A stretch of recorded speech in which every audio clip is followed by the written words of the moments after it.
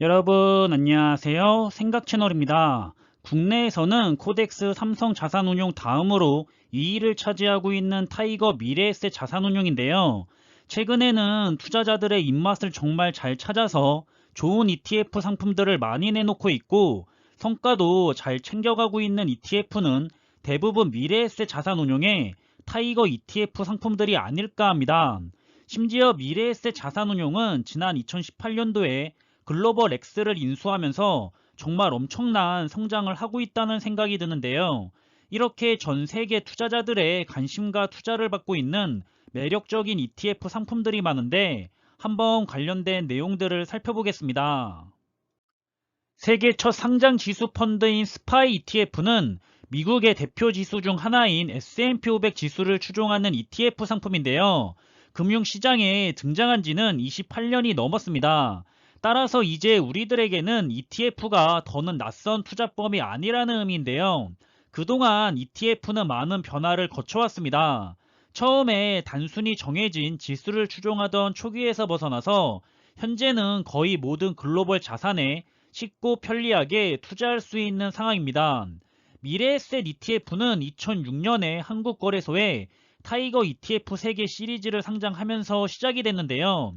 타이거 ETF는 해당 ETF만으로도 글로벌 자산 배분이 가능한 포트폴리오를 완성할 수 있다는 점에서 많은 투자자들에게 센세이션을 일으키기 시작했다는 평을 받고 있습니다.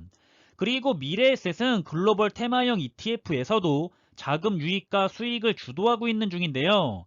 지난 4월에 상장한 타이거 미국 테크 탑10 ETF는 순 자산은 10월 18일 종가 기준으로 8,314억 원을 달성했고 이는 미국 기술주 ETF 중 7종 중에 규모면에서는 2위, 그리고 한국 거래소 3개월 기준 수익률은 1위를 기록했습니다. 이 타이거 미국 테크 탑10 ETF는 미국 기술주를 대표하는 나스닥 거래소 시가총액 상위 10개 미국 기업에 투자하는 상품인데요. 코로나19 사태 이후 디지털 경제가 가속화되면서 콘텐츠와 클라우드, 전자상거래, 자율주행, 반도체 등 혁신 테마가 주목을 받고 있는 가운데 이런 혁신 테마 내에서 독보적인 지위를 바탕으로 지속 성장이 기대되는 우량주만 선별해 집중 투자한다는 성격을 가졌고 저를 포함해서 많은 분들이 투자의 한 종목으로 가져가고 계실 거라 생각이 됩니다. 또한 국내 상품으로 7월에 상장한 타이거 글로벌 리튬앤 2차전지 솔렉티브 ETF는 상장 나흘 만에 순자산 1,000억 원을 돌파했었고 현재는 6,800억 원의 규모를 기록하고 있는데요. 이 상품은 원래 해외 ETF인 LI ETF로 매우 유명한 ETF를 국내 상품으로 상장시켰다고 보시면 되는데요. 이 글로벌 렉스 역시도 미래에셋이 2018년도에 인수했기 때문에 사실상 미래에셋의 해외 ETF 상품이라고도 볼 수가 있습니다.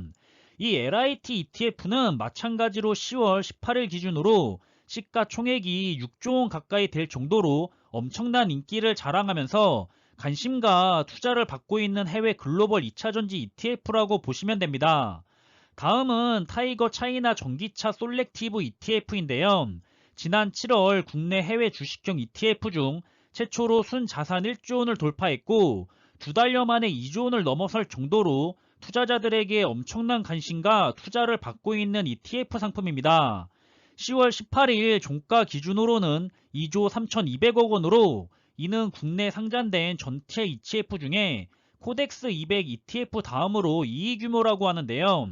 작년 12월 9일에 상장되었기 때문에 곧 1년이 되어가고 있는데 과연 올해 1년의 성과가 100%를 달성할 수 있을지 굉장히 기대가 되고 있는 ETF입니다. 다음은 4차 산업혁명의 가장 수혜를 받을 분야인 반도체인데요. 미래에셋 자산운용은 지난 4월 9일에 역시나 해외 필라델피아 반도체 지수를 추종하는 ETF 상품을 국내 버전으로 타이거 미국 필라델피아 반도체 나스닥이라는 이름의 ETF로 상장을 시켰습니다.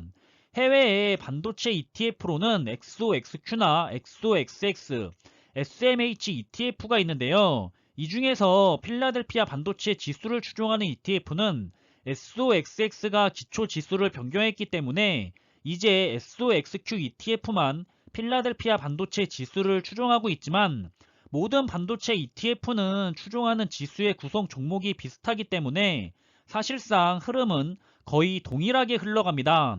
따라서 수수료나 거래량 등을 보고 해외의 반도체 ETF에 투자하고 싶으신 투자자분들은 이 XOXQ나 SOXX, SMH ETF 중 하나를 선택해서 투자를 하시면 되겠습니다. 미래에셋은 지난 2018년에 전 세계 ETF 시장에 약 70%를 차지하고 있는 라이징 스타로 주목받는 ETF 운용사 글로벌엑스를 인수했습니다. 글로벌엑스는 차별화된 테마형과 인컴형 상품을 공급하고 있는데요. 운용 규모는 미국에서만 ETF 92개, 45조 원 이상의 엄청난 규모의 수준입니다.